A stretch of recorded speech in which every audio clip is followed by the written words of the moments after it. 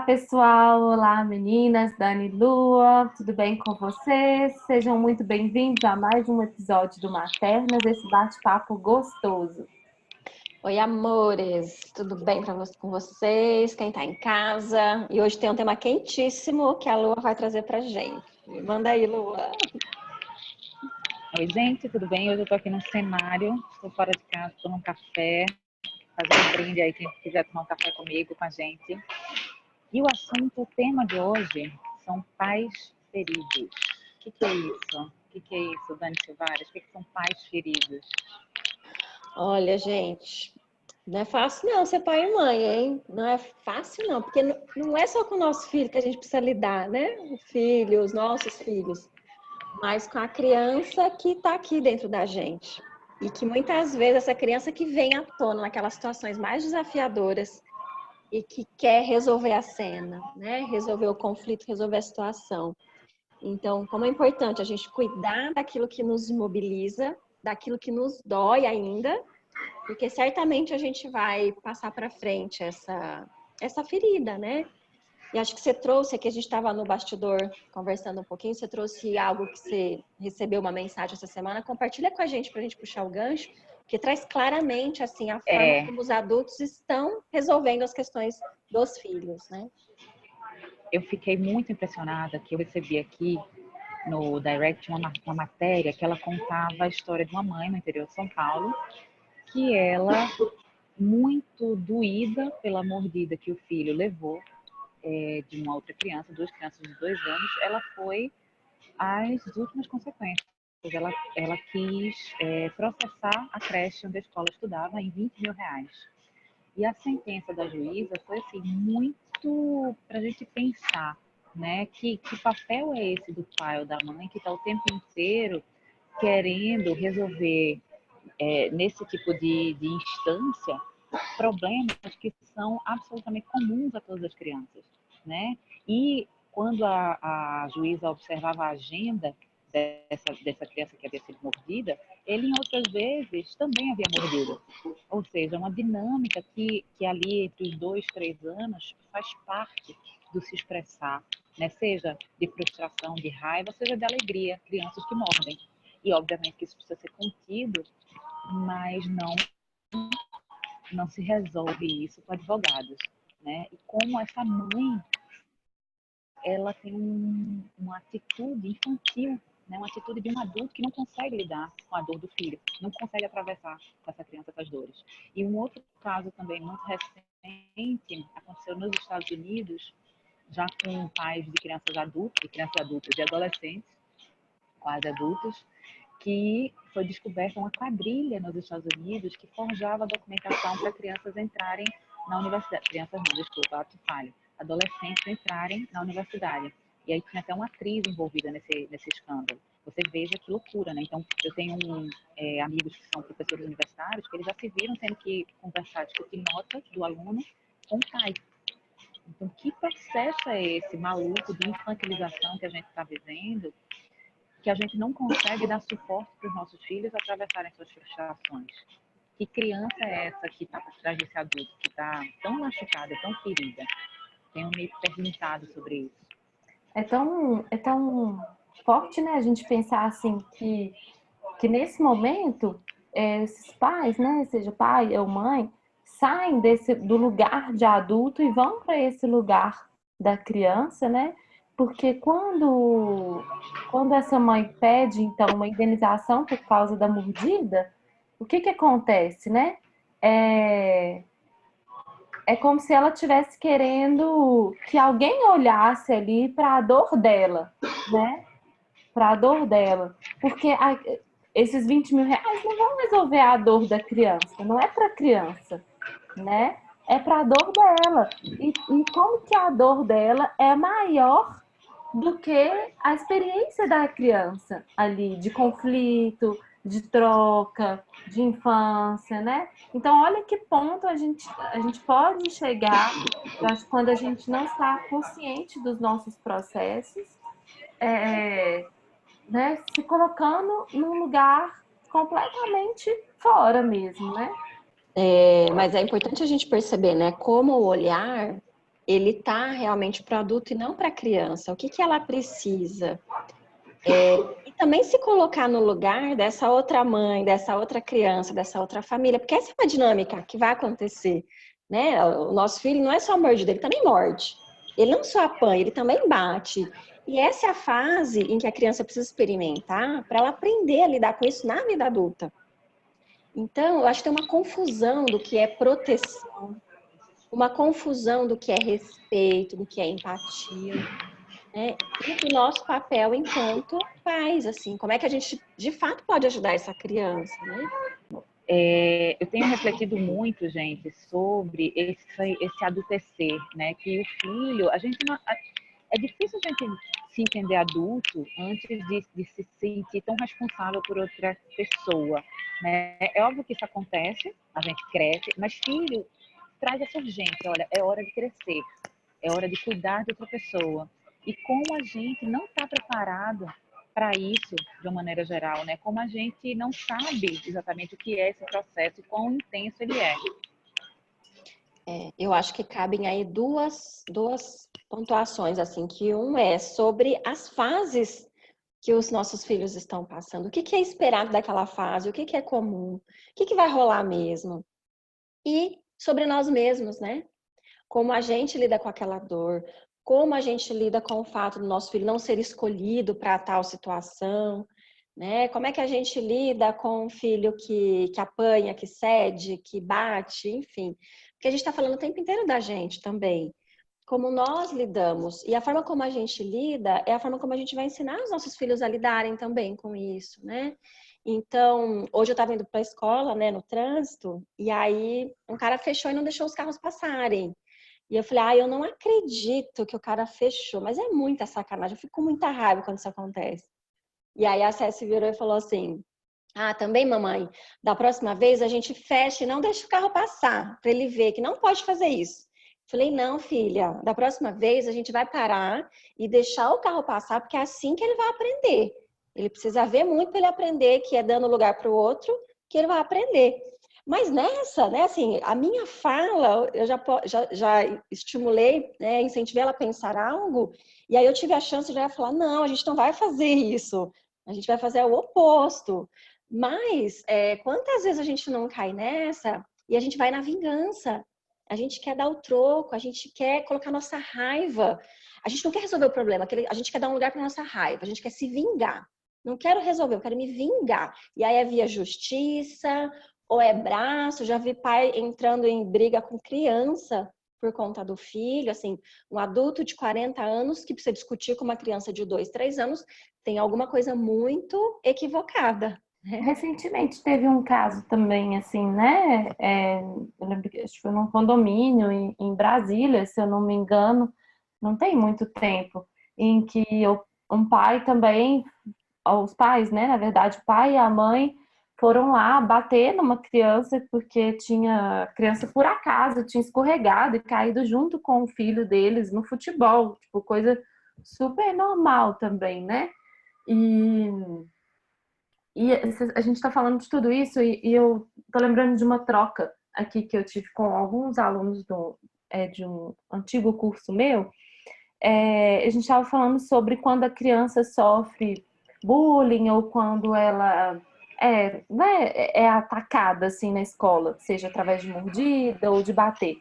E aí uma pessoa perguntou, até que ponto a gente será que a gente não deve ensinar como uma última opção revidar, a criança revidar, sabe? E aí a reflexão que eu trouxe para eles e que eu queria trazer, porque eu acho que faz muito sentido aqui nessa conversa que a gente está tendo, é até que ponto, na verdade, eu também, como sociedade, não sou corresponsável por aquilo ali que está acontecendo. Então, quando eu ensino, para mim, não existe essa opção, assim, para mim, Mari, como mãe, como educadora, não existe essa opção de ensinar a revidar.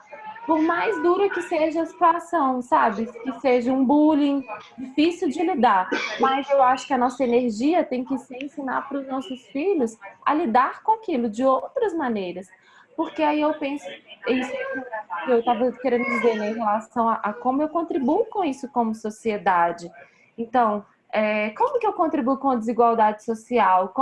Que eu contribuo para aquela família da outra criança que pratica o bullying? Né? O que que eu poderia estar fazendo por essa criança que está sofrendo bullying? O que que eu poderia estar fazendo por aquela família que está praticando bullying? Então, sair um pouco desse nosso lugar de, tenho que defender, tem que resolver a situação de forma física, né, de forma violenta, para vingar, para conseguir, porque só assim que é possível. E eu acho que quando a gente considera isso como opção, fica muito fácil, porque essa é a opção mais automática que vem na nossa cabeça, né? E Mari, Então, ao invés da muito gente forte isso. de um lugar mais profundo, a gente vai no raso, né? Muito forte isso, Mari. E pegando isso que a Dani trouxe, né? A coisa da raiva. Quando dói na gente e a gente acessa a raiva, a gente quer só repassar essa raiva adiante. A gente não quer sentir, a gente não quer que o nosso filho sinta, a gente não quer que o nosso filho sofra. Eu já me vi numa situação muito difícil, assim, um ano muito difícil com Irene. Minha filha de 7 anos na escola, que tinha um amigo que batia muito. Eles já tinham 5 anos, né? Já tinha passado da fase do bater como expressão, era agressão mesmo. E ele era difícil, ao mesmo tempo era uma criança adorável. E eu sentia coisas muito valentes por essa criança, porque ao mesmo tempo que ele era fascinante, ele era uma peste. E eu tentava dialogar com a escola primeiro, assim, eu não tinha ferramentas de disciplina positiva, não tinha, eu estava começando a estudar tudo isso, então eu realmente não sabia como construir aquilo. Mas o tempo inteiro para Irene, eu dizia, filha, pede ajuda aos professores, se afasta, tenta conversar com ele, se tá difícil para você, sai de junto. Era essa a minha orientação o tempo inteiro. Mas é óbvio que eu, com o Pedro no bastidor, né, eu dizia assim, cara, será que eu não posso mesmo dizer para ela dar um murro na cara dele?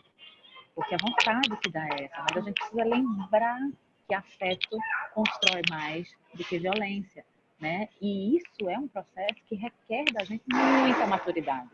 Requer da gente algo que é isso, assim, às vezes a gente não está preparado. Realmente a gente não está preparado, não tem recurso para insistir nisso. E acho que esse é um ponto essencial, assim. É impossível você ser pai e mãe e você não se sentir tomado por alguma emoção muito forte, de raiva, de qualquer coisa que seja, quando você vê seu filho passando por alguma dor. Claro, né, que vai doer em nós também. Não se trata de... Não está errado sentir isso. A questão é como é que a gente escolhe lidar com isso, né? O que que a gente faz? Onde a gente pode... Como é que a gente pode lidar com essa raiva, que seja compartilhando, né, com o nosso companheiro, trabalhando essa emoção de forma terapêutica, sei lá qual é a via para cada um de nós, mas para que a gente tenha uma postura e uma ação pensando em algo assertivo para o todo. Né? Quando eu vejo, por exemplo, pais e mães que brigam com a escola, com os professores, com uma postura, né, exigem, humilham, sendo que o filho está lá na escola, eu falo, meu Deus, não é possível o que está acontecendo. Né? Assim, quando eu vejo relatos, isso não acontece, graças a Deus, onde eu vejo, mas recebo relatos, assim, vejo muitas histórias de pai que briga com um educador, sendo que o filho está lá, vai continuar na classe. Assim, quem é esse ser humano que está brigando com um adulto? Certamente é a sua própria criança. Porque não tem lógica. Você está deixando o seu filho nas mãos de alguém que você está destratando, ou que você está humilhando, ou que está, assim, não tem lógica, não tem sentido. E se a gente não reconhece o que dói em nós, faz a digestão, né? Faz todo o processo digestivo, para depois sim, como adulta, olhar e falar, bom, o que que eu faço com isso? Como é que eu lido com isso? O que que eu posso fazer? O que que precisa ser feito? A gente vai só reagir e quem reage não é o adulto, quem reage é a nossa criança ferida, que quer proteger a tudo e a todos e não tem recurso.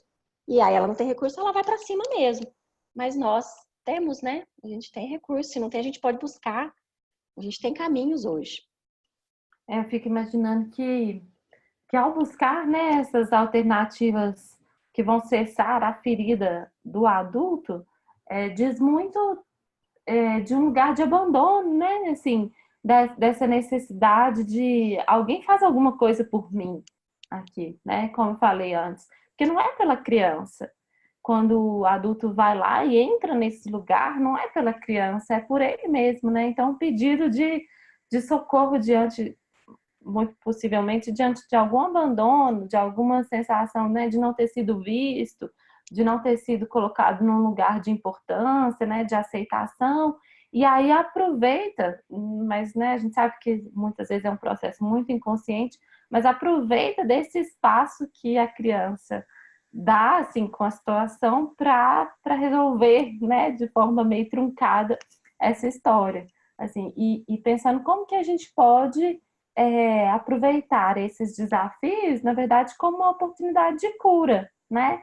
Então, meu filho está sendo mordido na escola. Ao invés de eu aproveitar essa oportunidade para ir lá e eu querer me sentir importante, eu querer vingar algo que não foi bem resolvido na minha história, como que eu posso curar e resolver a minha história a partir dessa situação, né? Eu acho que é mudar o olhar mesmo. É sempre uma chance, né? A Cécia, né, ela sempre foi uma criança que ela muito mais apanhou do que bateu, ela nunca foi de bater.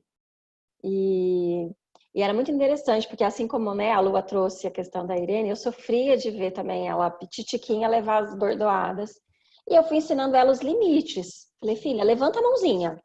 Levanta a mão e diz não. Assim. Eu lembro quando a professora chegou e falou, Dani, coisa mais linda. Ela nem fala direito, ela já faz assim. Não, não, né? Que assim, tá, eu não vou te bater, mas aqui você não chega. O seu espaço termina aqui, né? E então é bonito a gente aprender, porque tá falando também sobre o nosso limite, como a gente lida com isso. Tá tudo muito interligado, né? E é essa chance de olhar e de assumir como adulto e cuidar daquilo que dói, mas de fazer diferente com os nossos filhos. Porque se a gente também faz por eles, eles também não vão ter esse repertório para poder se defender na nossa ausência. E a sensação da criança quando a gente resolve coisas para eles, né? Que eles são capazes de resolver sozinhos, que eles podem resolver, têm condições de resolver, né? Sozinhos ou com o nosso apoio, o nosso suporte. É uma sensação de incapacidade. Quando a gente faz pela criança, então eu sou incapaz, porque se eu não posso fazer, né? Se a minha mãe tem que fazer, o meu pai tem que fazer, eu não sou capaz. Então a criança a gente acha que a gente está protegendo, mas na verdade a gente pode estar trazendo um sentimento de incapacidade, de enfraquecer a autoestima da criança, né? Que acompanha ela a vida toda, né, Mari e Dani? Assim, acompanha essa criança, essa não possibilidade de se perceber. Agora eu queria trazer uma questão aqui, porque assim, óbvio que tem situações, porque também a gente está falando de um extremo de pais que super atuam, né, no lugar da criança, mas tem também aqueles pais que omitem. Aqueles pais que você diz assim, cara, não é possível que esse pai não vai. E aí não é resolver com outra criança, é pegar o seu próprio filho, cuidar do seu próprio filho, né? Tirar o filho de uma situação onde a criança se perdeu, onde a criança está brava, a criança está batendo, num parquinho, por exemplo. Já vivi situações assim que eu dizer assim, não, gente, não é possível que esse pai não vai fazer nada. Porque a criança claramente não estava mais conseguindo lidar com a raiva dela, com a frustração dela. Então também tem isso, né? Muito. Que aí a gente está trazendo um outro ponto, que é assim, a dificuldade, mais uma vez, do adulto entender qual é o papel dele nessa relação. Né?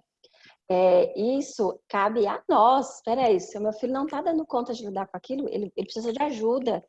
Ele precisa de uma intervenção, né? Que vai ser respeitosa, que vai ser empática, para o próprio bem dessa criança, para protegê-lo. Né? Então, e aí a gente às vezes confunde isso com respeito. Não, né? E aí chega a ser uma negligência. A criança está ali, ela está passando de um limite, ela precisa de um adulto que intervenha, que é o pai ou a mãe, o adulto responsável por ela naquele momento. E aí a gente não assume isso.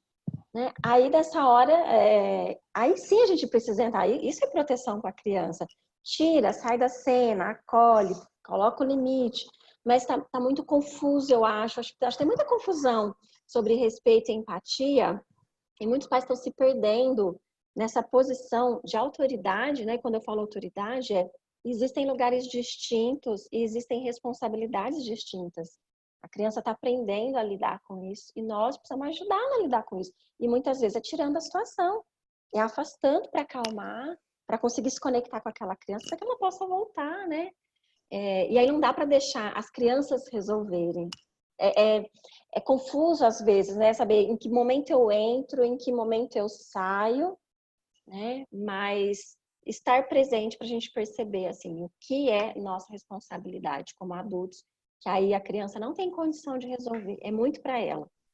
E não é justo. Lembrar, né, desculpa, Dani. É lembrar, né? Eu sou o adulto. Então, Uhum. quando você traz isso para você, né, para o seu coração, para sua mente, você tem mais condições de saber quando intervir, quando não intervir, né? Então, estar nesse lugar mesmo de adulto, lembrar desse posicionamento. E eu vejo que muitas vezes as pessoas querem que a criança sinta as frustrações, que ela sinta o mal-estar daquela situação para ela poder aprender a lidar com aquilo, né? Só que é o que você falou, às vezes a criança não tem condição de lidar com aquilo naquele momento. E não é que a gente vai estar tirando a oportunidade dela lidar com a frustração, são situações diferentes, né? A gente vai estar ajudando ela a passar pela frustração, porque às vezes a criança precisa de ajuda para passar pela frustração. Então não é impedir dela lidar, né, dela vivenciar aquilo, mas é ajuda, suporte para ela passar por aquilo. Acho que é bem diferente, né, meninas?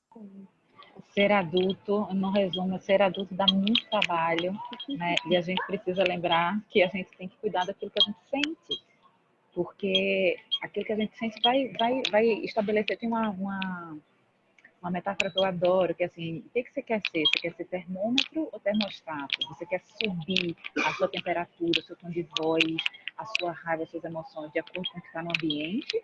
Ou você quer estabelecer a temperatura do ambiente? Então, eu acho isso muito poderoso de pensar que pai eu quero ser. Que pai ou mãe eu quero ser. Eu quero ser o pai termostato ou eu quero ser o pai e mãe Termômetro. Obrigada. Muito bom, amores, é isso. É uma jornada, né? Olhar para os filhos e revisitar aquilo que nos pega, aquilo que nos move, nos mobiliza, para que a gente possa, de fato, ocupar o nosso lugar e liberar nossos filhos também para lidarem com os processos que são deles e que eles vão ter que lidar e que é muito bom também, né? Não vamos conseguir represar isso, né? Não vamos conseguir represar o sofrimento desse filho, não vamos conseguir represar as frustrações desse filho.